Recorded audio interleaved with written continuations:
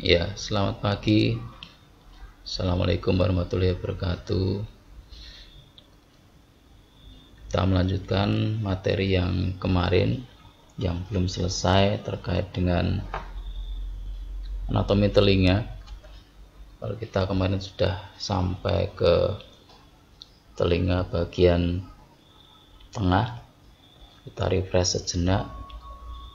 Ini telinga bagian tengah, kemarin ada 4 organ di sana. Yang pertama yaitu membran timpani, kemudian ada tulang malleus, incus, dan stapes.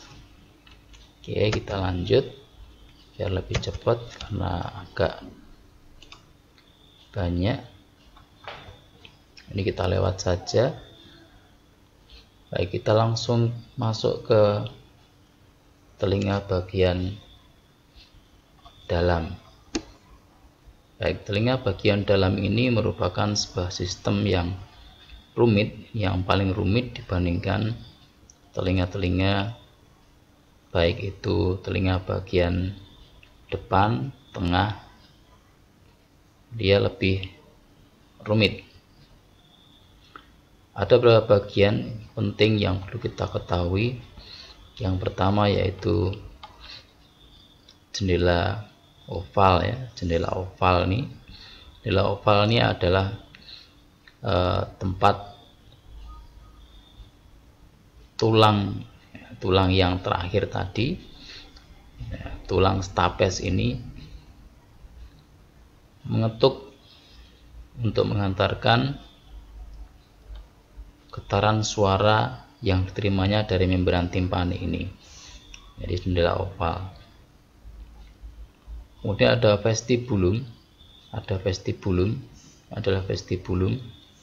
Kemudian ada koklea atau rumah siput, ya, karena bentuknya seperti keong ya, rumah siput begitu, makanya disebut koklea atau rumah siput. Ini sama sebenarnya fungsinya untuk mengantarkan getaran karena berisi sebuah cairan ya, sebuah cairan. Kemudian ada kanalis semicircularis. Ini ya, ada 3 di sana, semicircularis. Kenapa disebut semicircularis? Karena dia bentuknya hampir bulat penuh, ya, makanya semi ya. Sirkular itu berarti berputar penuh ya, bundar begitu ya, tapi ini karena hampir bulat makanya semicircularis. Semicircularis ini adalah bagian tubuh bagian dalam, telinga bagian dalam yang berfungsi untuk membantu keseimbangan dari manusia. Kemudian yang terakhir di sini ada jendela bundar ya, jendela bundar. Jadi kalau kita bayangkan getaran itu akan diketukkan lewat vestibulum ini, kemudian dia berputar, kemudian diterima di sini, nanti di dalam sini ada cairan dan rambut-rambut, kemudian akan diubah menjadi getaran elektrik yang nanti akan ditangkap oleh saraf auditorius atau saraf pendengaran ya, menuju kemana? Tentunya menuju ke otak untuk ditangkap menjadi sebuah informasi suara.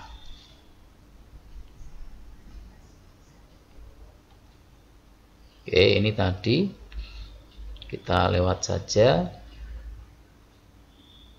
saya kira cukup jelas. Kemudian kita akan mengenal di Eustachius ya. Eustachius ini tadi kita flashback lagi ke telinga bagian tengah, karena Eustachius ini adalah saluran yang menghubungkan antara telinga bagian tengah dengan sistem pernapasan. Dia memiliki fungsi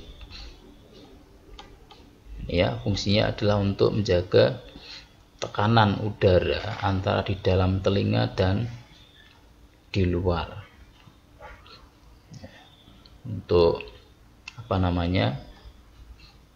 Definisinya ini tadi, saluran eustasius merupakan saluran yang menghubungkan antara telinga bagian tengah dengan nasofaring atau sistem pernapasan gitu ya.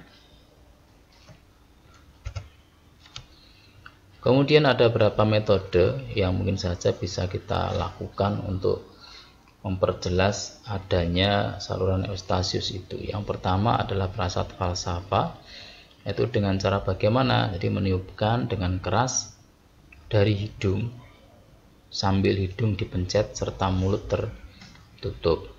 Kemudian prasat tonibi, menelan ludah sambil hidung dipencet serta mulut ditutup. Nah, kalian bisa mencobanya, nanti akan ada suara semacam letupan, ada sesuatu yang terbuka di dalam kepala kita, yang mana itu membuktikan bahwasanya saluran eustasius itu ada. Nah, ada beberapa hal yang perlu kita catat, bahwasanya prasat ini tidak bisa atau tidak dianjurkan dilakukan ketika kita mempunyai gangguan atau sakit di sistem saluran pernapasan, misalnya flu, batuk, pilek dan sebagainya, karena dimungkinkan infeksi yang awalnya ada di saluran napas ini bisa menginfeksi di telinga, khususnya telinga bagian tengah.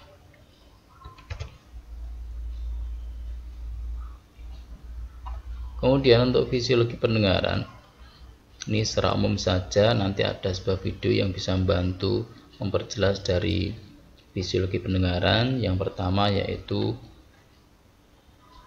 gelombang suara. Gelombang suara ditangkap oleh daun telinga, kemudian dikumpulkan dan dipusatkan menuju ke liang telinga ini ya, atau kanalis auditoris eksternal ini, kemudian menuju ke membran timpani ya.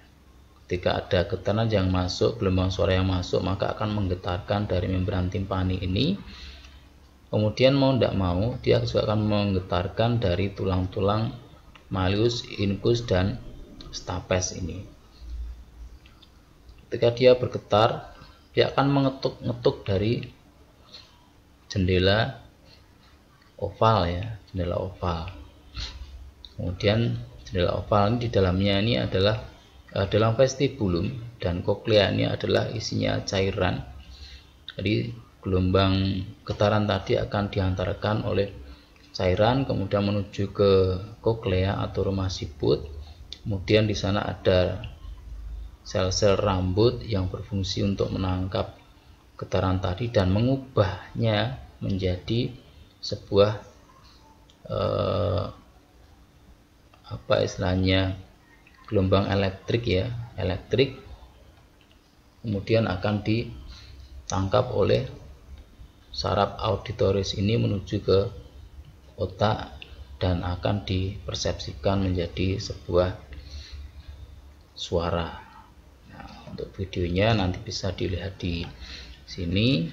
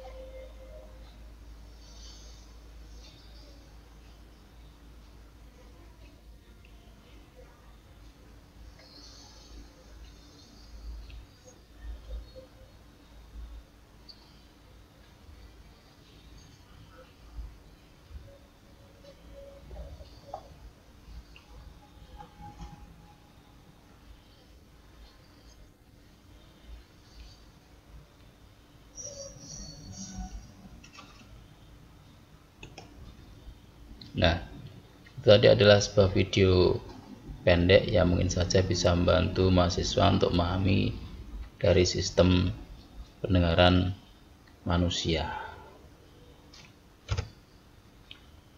Baik, selanjutnya kita akan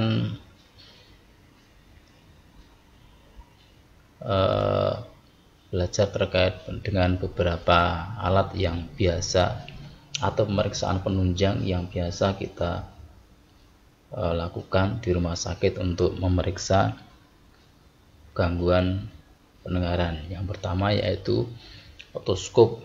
Otoskop ini adalah satu alat untuk mencitrakan atau menggambarkan keadaan telinga, khususnya telinga bagian tengah, untuk melihat adanya timbunan cairan, tanda peradangan pada gendang telinga, dan lain-lain. Jadi kalau tadi misalnya infeksi saluran pernapasan naik ke atas, menginfeksi saluran tengah, telinga bagian tengah, maka mungkin akan dilakukan pemeriksaan otoskop ini untuk melihat peradangan pada telinga bagian tengah. Kemudian yang berikutnya ada tes Garbutala, ini untuk memeriksa terkait dengan gangguan pendengaran, penurunan pendengaran. Kemudian leukosit. Leukosit ini adalah pemeriksaan umum, tidak hanya di sistem pendengaran saja, tapi semua yang dicurigai infeksi, maka dia akan dilakukan pemeriksaan lab darah, yang mana nanti akan dilihat nilai leukositnya. Biasanya nilai leukosit normal adalah tidak lebih dari 11.000 ya, 11.000. Kalau lebih dari itu tandanya adalah seorang tersebut mengalami infeksi. Kemudian ada OAE, Otto Auditorius Emission, ini untuk mengecek fungsi rambut di koklea. Ini telinga bagian dalam ya. Kemudian audiometri, ini untuk memeriksa kemampuan pendengaran manusia. Mungkin gambarnya seperti ini.